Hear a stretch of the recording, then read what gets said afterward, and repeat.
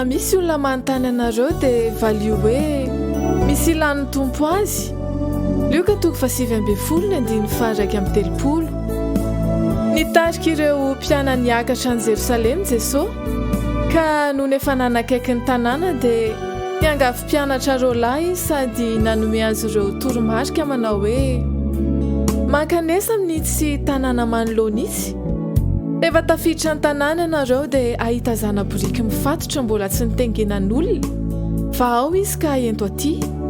Aza misy olona manontany anareo hoe nahoana io ny vahanareo dia valio hoe misy ilàny tompo azy na hoe misy raha ilàny tompo azy. Tsy izay momba ny biriky sy ny mampiavaka azy akory no ifantohantsika fa ny amin'ireto mpianatra nahazo iraka sy ny fomba niainan'izy ireo izany. Toy izao ny toy ny tantara. Noho ny lasa izy ireo ny rana dia nahita arak'izay voalazan'i Jesosy taminy. Raha namany zana-biriky iny izy dia hoy ny tompon'ny biriky hoe nahoana io ny vahanareo dia novalian'izy ireo lahy hoe misy ilàny tompo azy. Tsy mora ny toeran'ireto rolahy reto na teo ampandraisan'ilay toromarika na teo ampamitana iraka raha nandre ny tompon'ny biriky nanontany hoe nahoana io ny vahanareo.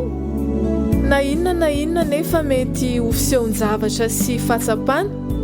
Rehefa tanterahana ny baiko ny tompo ary ifikirana ny teniny dia fahatanterahana mandrakariva no vokatra izany.